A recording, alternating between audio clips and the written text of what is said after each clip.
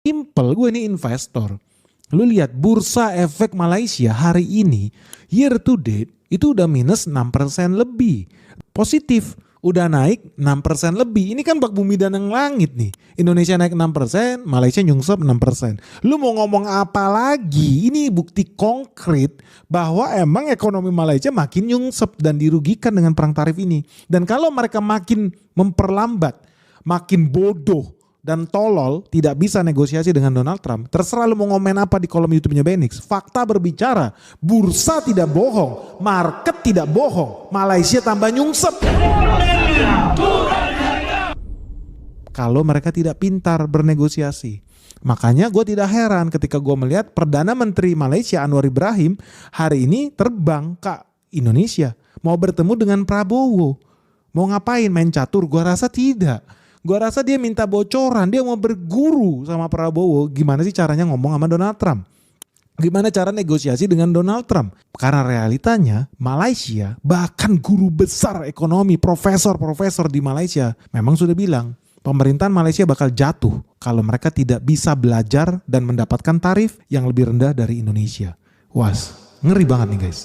Satu yang menarik ya dari orang Malaysia ya, para ahli-ahli ekonom Malaysia, gue sempat ngobrol di telepon juga. Ini beda dengan netizen Indonesia. Netizen Indonesia banyak goblok yang nggak pakai otak, main ngasal nyerang aja, seolah-olah Indonesia dikadalin sama Donald Trump. Tapi kalau kita lihat ya pandangan netizen Malaysia, gue juga nggak masukin di sini karena terlalu banyak. Ya mereka banyak bilang tercapainya kesepakatan tarif 19% Amerika Serikat dengan Indonesia, kan Indonesia dibilang itu menggadaikan negara sama netizen Indonesia. Tapi menurut netizen Malaysia enggak, orang Indonesia itu salah memahami statement full access-nya Donald Trump.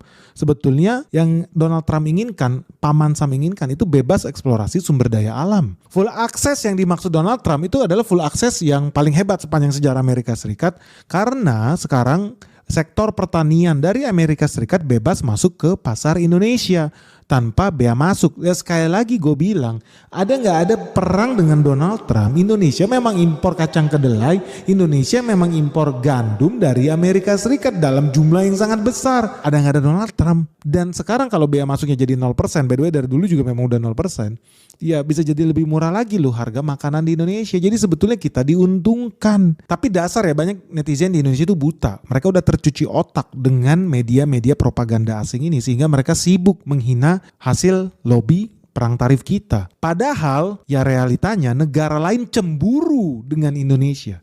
Filipina cemburu, Vietnam cemburu, Malaysia cemburu. Bahkan profesor, guru besar ekonomi di universitas terbaik di Malaysia sampai bikin pernyataan di TV